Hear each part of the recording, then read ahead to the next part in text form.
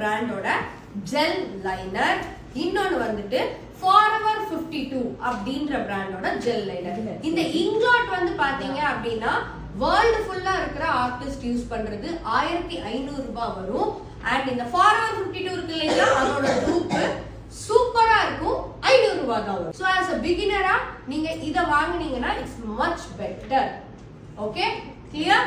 எனக்கு அவ்வளவு மேக்கப் வேண்டாம், எனக்கு ரொம்ப மினிமலான மேக்கப் போதும், ரொம்ப சட்டிலான மேக்கப் வேண்டாம், ஹெச்டி எல்லாம் எனக்கு வேண்டாம் அப்படிம்பாங்க.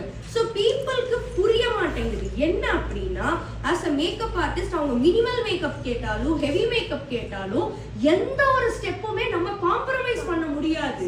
அந்த ஃபேஸை ப்ரெப் பண்ணி தான் ஆகணும், ஹேரையும் ப்ரெப் பண்ணி தான் ஆகணும் இல்லையா? Moisturiser, primer, character, concealer, foundation எதையுமே நம்ம காம்ப்ரமைஸ் பண்ண முடியாது. கரெக்டா? சோ எதையுமே காம்ப்ரமைஸ் பண்ண முடியாதுன்ற பட்சத்துல அங்க நம்ம எஃபோர்ட்டும் இருக்கும், நம்ம ப்ராடக்ட்டும் போகும், அமௌண்ட்டை மட்டும் எப்படி நம்ம கம்மி பண்றது இல்லையா? இருக்குல்ல, அது புரியாது. சோ நீங்க தான் எல்லாத்துக்கும் புரிய வைக்கணும். என்னன்னா இங்க பாருங்க, நான் எதையுமே கம்மி பண்ண முடியாது, இதுல ஏதாச்சும் ஒண்ணு நான் கம்மி பண்ணாலுமே உங்களுக்கு மேக்கப் லாங் லாஸ்டிங்கா இருக்காது. ஒரு மேக்கப்பை ஹெவியா காட்டுறது ஈஸி, சட்டலா காட்டுறது தான் கஷ்டம். ஓகேவா? சோ ஹெவி மேக்கப் நீங்க வேண்டாம்னா ஐஸ் அண்ட் லிப்ஸ்ல தான் ஹெவி கலர்ஸ் வரும். அந்த இடத்துல நான் நியூட்ரல் கலர்ஸ் உங்களுக்கு யூஸ் பண்றேன். மேக்கப்பே பார்க்கறதுக்கு எப்படி இருக்கும்? சட்டலா இருக்கும், நேச்சுரலா இருக்கும். இப்படிதான் நீங்க எக்ஸ்பிளைன் பண்ணி உங்க கிளைண்ட்ஸ்க்கு புரிய வச்சு பிசினஸ் எடுக்கணும். பிரைட்ஸை எப்படி பேம்பர் பண்ணுவேன் தெரியுமா? நல்ல ஸ்கின் கேர் அவங்களுக்கு சொல்லி தருவேன். ஓகே, அவங்க ஸ்கின்னை எப்படி அவங்க மெயின்டைன் பண்ணணும், நாட் ஓன்லி இந்த ப்ராடக்ட் யூஸ் பண்ணுங்க அந்த ப்ராடக்ட் யூஸ் பண்ணுங்கன்னு சொல்றது இல்லாம நான் வீடியோ கால் பண்ணுவேன் என் பிரைடுக்கு. வீடியோ கால்ல எப்படி அவங்க மசாஜ் ஸ்ட்ரோக்ஸ் பண்ணணும்னு கூட சொல்லி தருவேன்.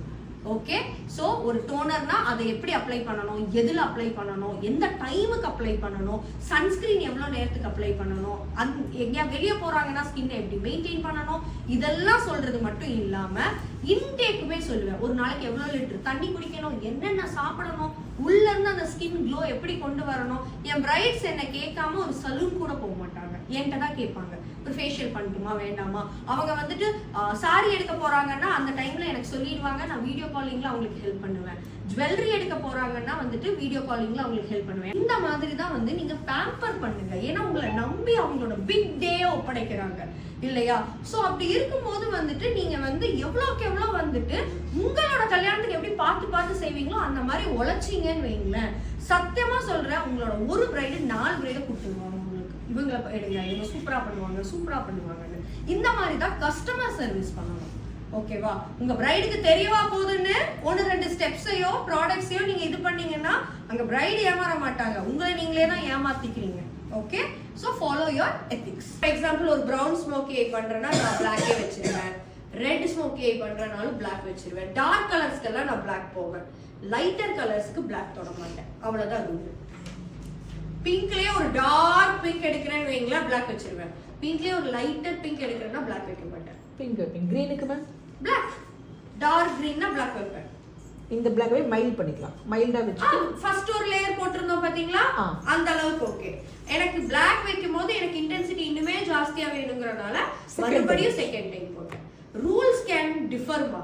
ஓகேவா? நான் இப்படி பண்ணேன்றனால டிட்டோ அப்படியே பண்ணணும் கிடையாது. நீங்க வந்து நல்லா வந்து ஒரு கலருக்கு ஏத்த மாதிரி ஒருத்தவங்களோட பிரெஃபரன்ஸ்க்கு ஏத்த மாதிரி நீங்க மாத்திக்கணும். ஓகே, டெக்னிக் இதுதான். ஓகே, இதே டெக்னிக் டிட்டோ ஃபாலோ பண்ணணும்னு இல்ல, இது பிளாக்கு பதிலா நீங்க எது வேணாலும் யூஸ் பண்ணலாம். கிளியர்? ஏன்னா வந்துட்டு ஃபார் எக்ஸாம்பிள் ஒரு பிங்க் கலருக்கு நான் வந்துட்டு பிங்க் ஐ ஷேடோ வைங்கன்னு சொன்னேன், கிரீன் கலருக்கு you will have sorry pink lipstick வைங்கன்னு. கிரீன் கலருக்கு எங்க போவீங்க? Green lipstick. கரெக்ட்டா? அப்போ நீங்க லைட்டரா பிளாக் யூஸ் பண்ணுங்க. அதுக்கு மேல கிரீன் பண்ணும்போது உங்களுக்கு அது ஒரு கலரா இருக்கும். ஆமா, சூப்பரா இருக்கும். கிரீனோட டார்க்கஸ்ட் ஃபார்மா இருக்கும், நல்லா இருக்கும். மேம் ஃபர்ஸ்ட் போட்ட அந்த இத வெச்சு போடுறோம். Yes, exactly. என்னடா அதுக்கு ஃபேஸை விட லிப்ஸ் எப்படி இருக்கும்? ஜெனரலாவே பயங்கரமா ட்ரையா இருக்கும்.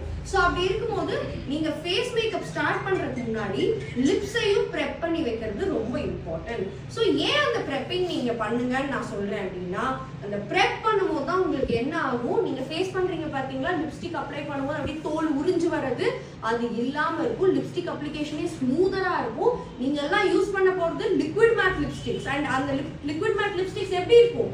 ரொம்ப ட்ரையா இருக்கும். ஆல்ரெடி லிப்ஸும் ட்ரை, நீங்க அப்ளை பண்ண போற லிப்ஸ்டிக்கும் ட்ரையா இருக்குன்னா அப்படியே உறிஞ்சு வந்துடும். பேர் லிப்ஸ் தான் இருக்கும். ஓகேங்களா?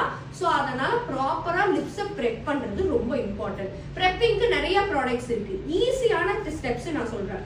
ஒன்னு நீங்க லிப் பாம் போடுங்க, இல்லைன்னா லிப் ஆயில்ஸ் போடுங்க. ஓகேவா? இது 2 இருந்தாலே போதும், லிப்ஸ் நல்லா ஹைட்ரேட்டடா இருக்கும். எப்போ இந்த லிப் ஆயிலும் பாமும் போடணும் அப்படின்னா, நீங்க ஃபேஸ் மேக்கப் ஸ்டார்ட் பண்றதுக்கு முன்னாடி கரெக்டா லிப்ஸ்ல அதை போட்டு விட்டுருங்க. அப்போ நீங்க பேஸ் ஃபினிஷ் பண்ணிட்டு லிப்ஸ்டிக் அப்ளை பண்ணும்போது என்ன ஆகும்? லிப்ஸ் நல்லா ஹைட்ரேட்டடா இருக்கும். சப்போஸ் எக்ஸஸ் இருந்தாலுமே நீங்க என்ன பண்ணலாம்? வைப் ஆஃப் பண்ணிடலாம். ஓகேவா?